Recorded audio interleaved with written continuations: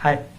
पिछली वीडियो में हमने बात की थी कि हमें सेल्फ स्टडी करनी चाहिए यूपीएससी के लिए या फिर कोचिंग ज्वाइन करना चाहिए। आई होप आप लोगों को डाउट क्लियर हो गया होगा या फिर आपने डिसाइड कर लिया होगा कि आप सेल्फ स्टडी कर रहे हो या फिर कोचिंग ज्वाइन करने वाले हो। तो आज आने वाली वीडियो में हम बात करेंगे कि यूपीएससी का पैटर्न क्या है, फॉर्मेट क्या है और सिलेबस क्या है और स्टैंडर्ड बुक्स या फिर मटेरियल्स क्या है। तो शुरुआत करते हैं। यूपीएससी नॉर्मली जो उसका नोटिफिकेशन है वो आ जाता है अक्टूबर नवंबर के आसपास, बट उसका जो फॉर्म फिलिंग का टाइम आता है वो फरवरी के आसपास आता है। और आइडियल सिनेरियो में एग्जाम जो होता है वो मई या फिर जून में होता है, बट इस साल कोरोना की वजह से चीज़ें अभी तक डिले चल रही हैं। बट हम आइडियल सिनेरियो लेते हैं तो बात करते हैं कि जो प्रीलिम्स का एग्जाम होता है वो मई जून में होता है। उसके 3 महीने 4 महीने बाद मेंस का एग्जाम होता है जो कि अक्टूबर नवंबर में प्लान होता है। और फिर उसके बाद जो सिलेक्टेड लोग होते हैं उनका इंटरव्यू होता है जो कि फरवरी जनवरी में होता है, जनवरी फरवरी में। और फाइनली मार्च अप्रैल तक रिजल्ट आ जाता है। ये एक साल का पूरा प्री प्लान शेड्यूल होता है यूपीएससी का। तो हम बात करते हैं पहला पड़ाव, यस फर्स्ट एग्जाम जो होता है प्रीलिम्स, जो कि बहुत जरूरी होता है। अराउंड हर साल करीब 10 लाख लोग प्रीलिम्स के लिए अप्लाई करते हैं, जिनमें करीब 70 to 80,000 लोग जो होते हैं वो सीरियस कैंडिडेट होते हैं। रेस्ट 8 to 9 लाख लोग जो होते हैं जो कि बस भर दिया यूपीएससी या फिर कर लेते हैं, पहला अटेम्प्ट है, बस देखते हैं कैसा एग्जाम होता है इन्वायरमेंट लेने के लिए या फिर अलग अलग चीज़ों के लिए कि माहौल कैसा एग्जाम का देखना है या फिर घर वालों को जताने के लिए। 9 लाख लोग करीब ही होते हैं और 9 लाख ऐसे होते हैं। करीब 70 सीजन में अप्रॉक्स 1 लाख लोग ले रहा हूँ जो कि सीरियस कैंडिडेट होते हैं। तो 10 लाख लोग भरते हैं, इसमें 2 लाख लोग तो एग्जाम देने ही नहीं जाते, जो भी रीजन होते हैं उनके। 6-7 लाख लोग एग्जाम देते हैं, जिसमें से 70-80,000 अराउंड 1 लाख लोग सीरियस होते हैं। तो हम बात करते हैं प्रीलिम्स एग्जाम की, जो कि आप करीब 1 लाख लोगों के साथ कंपटीशन होता है। प्रीलिम्स एग्जाम जो होता है उसके 2 पेपर होते हैं। पहला होता है जीएस 1 पेपर, दूसरा पेपर होता है सीसेट। सीसेट क्वालिफाइंग एग्जाम होता है जो कि सेकंड पेपर होता है। उसमें 1/3 मतलब 200 नंबर का पेपर होता है, तो आपको 33% आपको उसमें मार्क्स लाने होते हैं। इसमें बेसिक एप्टीट्यूड लाइक 10 तक की मैथमेटिक्स और इंग्लिश में तुम्हारा रीडिंग कंप्रेंशन होता है। तो आपको 33% मार्क्स लाना है, तो ज़्यादा टफ टास्क नहीं होता, वो इजिली अचीवेबल होता है। कहीं ना कहीं वो उन लोगों को एलिमिनेट करने के लिए होता है जो कि बिल्कुल भी बेसिक आइडिया नहीं उनको इंग्लिश का या फिर एप्टीट्यूड का। तो कहीं ना कहीं अगर इन केस वो सक्सेसफुल हो जाते हैं, या फिर पहले भी देखा गया है कि बहुत से सक्सेसफुल लोग होते थे बट उनका एप्टीट्यूड लेवल या फिर कहीं ना कहीं इंग्लिश लेवल थोड़ा सा वीक होता है। तो आप सपोज करो आप नॉर्थ इंडिया से हो बट आपको बिल्कुल भी इंग्लिश नहीं आ पाती, आप बोल भी नहीं पाते, समझ भी नहीं पाते, अपने आपने मान लो हिंदी में आपने एग्जाम लिखा या जो भी कुछ, बट आप इन केस आपको इतनी अच्छी रैंक नहीं है, आपको प्रेफरेंस नहीं मिलता है, आपको सपोज को तमिलनाडु मिल जाता है जहाँ की लोग हिंदी बिल्कुल समझ नहीं पाते, आप बोल नहीं पाते, तो वहाँ पे एक ऑप्शन आपके पास होना चाहिए। कहीं ना कहीं इंडिया में इंग्लिश को कहीं ना कहीं देखा जाए तो सेकंड लैंग्वेज ऐसा ऑप्ट किया गया है, तो एटलीस्ट इंडिया में हर जगह लोग इंग्लिश को बेसिक लेवल पे समझ सकते हैं, तो आप सर्वाइव कर सकते हो। और बेसिक चीज़ें एप्टीट्यूड लेवल भी होना चाहिए, इसलिए इन्होंने सीसेट को 2012 में ऑप्ट किया। पहले एक ही पेपर होता था बट 2012 से इन्होंने 2 पेपर रखना शुरू किया। ये जस्ट क्वालिफाइंग मार्क्स है, ये आपके प्रीलिम्स के स्कोर में या फिर आप क्वालिफाई करते हो नहीं करते हो इस पर नहीं जोड़ेगा। हाँ, बट अगर आप 1/3 मार्क्स नहीं लाते हो तो आप प्रीलिम्स नहीं क्वालिफाई कर पाते। भले आप जीएस 1 पेपर जो प्रीलिम्स का फर्स्ट पेपर उसमें 200 में 200 लाए हो, वो मैटर नहीं करता। तो 1/3 मार्क्स आपको लाना जरूरी है इसमें, तो कहीं ना कहीं ये भी जरूरी होता है। बात करते हैं जो मेन एग्जाम है अपना प्रीलिम्स का, जीएस 1 पेपर फर्स्ट।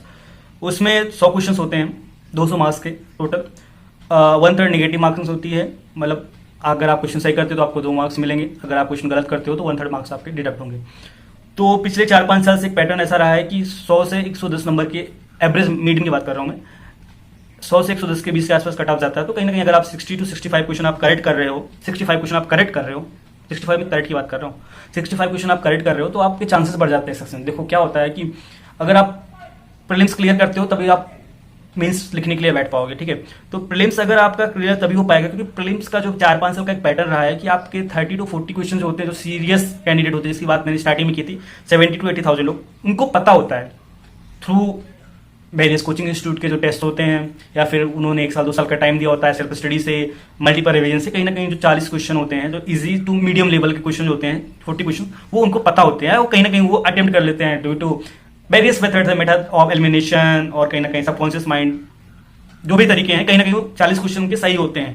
तो वो कहीं ना कहीं वो जो अपना रेस होता है ना प्रीलिम्स क्लियर करने का, वो उसमें थोड़े से आगे होते हैं जिन्होंने 1 साल सीरियस पढ़ाई की है। लाइक तो 60 क्वेश्चन जो होते हैं वो 60 क्वेश्चन किसी को भी नहीं आते, पूरे 60 के 60 किसी को नहीं आते, जो मीडियम टू टफ लेवल के होते हैं। तो उसमें क्या होता है, जैसे क्वेश्चन है उसमें 2 ऑप्शन पता है, ये चीजें तो नहीं है, एक ऑप्शन पे डाउट है 50-50 या 1/3 का, तो कहीं ना कहीं वो method of elimination guess work करके वो रेस्ट क्वेश्चन जो 60 क्वेश्चन है उसको एलिमिनेट करके सॉल्व करते हैं। तो 60 क्वेश्चन में आइडली प्रोबेबिलिटी तो 1/4 होती है सही होने की, बट ऐसा होता नहीं है। 1/3 सही हो जाता है, क्योंकि बहुत सारे ऐसे क्वेश्चन होते हैं जिसमें आप 50% आप सही 50-50 आप एलिमिनेट कर लेते हो, तो कहीं ना कहीं वो चीज़ें होती है। तो इसलिए अगर आप इनकेस आप 90 क्वेश्चन अटेम्प्ट करते हो तो आपको 60 to 65 क्वेश्चन सही करने होंगे। 60 to 65 क्वेश्चन आप सही करते हो तो आपके अराउंड 130 मार्क्स आते हैं। तो आपके 30 क्वेश्चन गलत भी हो रहे हैं तो 30 क्वेश्चन के 20 माइनस डिडक्ट होंगे, तब भी आप 100 से ऊपर रहोगे, तो आप कट ऑफ क्लियर कर पाओगे। तो कैसा भी पेपर अटेम्प्ट करो आप, आपके 60 to 65 के बीच में क्वेश्चन सही ही होने चाहिए। तो प्रीलिम्स में पहला जो होता है आपका प्रीलिम्स एग्जाम क्लियर होता है। अपने एग्जाम में जो भी पैटर्न फॉलो किया उसमें हम आगे बात करेंगे, एलिमिनेट कैसे करते हैं या कितने क्वेश्चन अटेम्प्ट करते हैं, कैसा नहीं करना, उसमें आगे बात करेंगे। बट अगर आप पहला प्रीलिम्स क्लियर कर लेते हो, GS1 का जो पेपर होता है कट ऑफ क्लियर करते हो, सेकंड पेपर CSET वो क्लियर करते हो, तो उसके बाद आप सेकंड राउंड में मेंस में एग्जाम देते हो। उसमें आपका इंग्लिश और हिंदी क्वालिफाइंग होता है, जैसे CSET था उसमें आपको जस्ट क्वालिफाई करना होता है, आपको बेसिक लेवल का लिखना आता है। उसके बाद SC का पेपर एक होता है, 4 GS के पेपर होते हैं, GS1 to GS4, और 2 आपके ऑप्शनल सब्जेक्ट, वो बहुत इंपॉर्टेंट और स्कोरिंग सब्जेक्ट होते हैं। ईच पेपर 250 मार्क्स के होते हैं। टोटल 1750 मार्क्स का आपका मीन्स का एग्जाम होता है। टोटल 9 पेपर आपको लिखने पड़ते हैं, ठीक है, जिसमें 4 आपके GS1 to GS4 होते हैं, 2 आपके होते हैं ऑप्शनल सब्जेक्ट के पेपर, और 2 होते हैं आपके क्वालिफाइंग इंग्लिश और तुम्हारा हिंदी, और एक होता है आपका SC का पेपर। इंग्लिश और हिंदी के पेपर का मार्क्स काउंट नहीं होता, बट 7 पेपर के मार्क्स काउंट होते हैं। टोटल 1750 का टोटल बनता है। तो अगर आप जो भी क्राइटेरिया सेट करते हैं, कितने नंबर ऑफ वैकेंसीज वगैरह सब कुछ रहती हैं, वो क्लियर होता है। उसके बाद आप अगले पड़ाव पे जाते हो। अगर आप मीन्स क्वालिफाई कर ले जाते हो तो आप इंटरव्यू के जाते हो। इंटरव्यू 250 मार्क्स का होता है। अगर इंटरव्यू भी आपके लिए बहुत ज़रूरी होता है, क्योंकि मैंने लास्ट ईयर का देखा था, फर्स्ट रैंक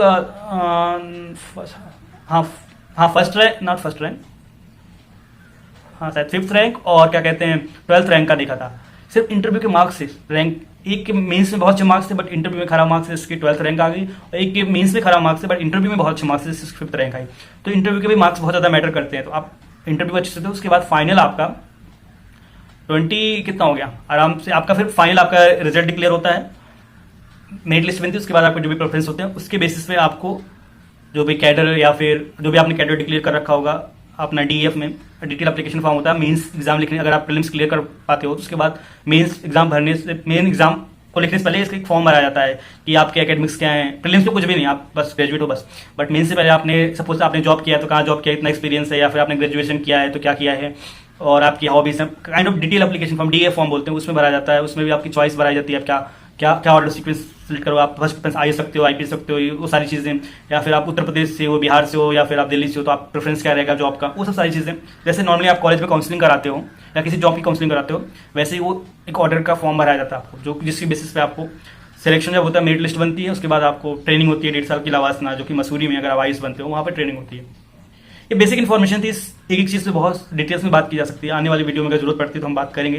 ये बेसिक चीज़ें हैं, आई गेस कि जितने भी UPSC एस्पायरेंट होते हैं सबको ये चीज़ें बेसिक पता होता है, तो इसमें मैं ज़्यादा बात नहीं करने वाला। आने वाले वीडियोज़ में मैं बात करूंगा कि प्रीलिम्स के लिए और मेंस के लिए कौन कौन से सब्जेक्ट हैं। नॉट फॉर मेंस, अभी मेंस की बात नहीं करूंगा, अभी स्टार्टिंग है तो मैं प्रीलिम्स की बात करूंगा कि कौन कौन से सब्जेक्ट इंपॉर्टेंट है, कौन कौन सी स्टैंडर्ड बुक है, कैसे पढ़ना है उनको, मैगजीन पढ़ना जरूरी है या फिर न्यूज़पेपर पढ़ना जरूरी है, डेली न्यूज़पेपर पढ़ना जरूरी है, या फिर टेस्ट सीरीज देना भी जरूरी है कि नहीं है, वो सब चीज़ों पे आगे हम बात करेंगे।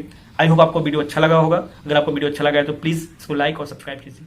आज के लिए thank you and best of luck.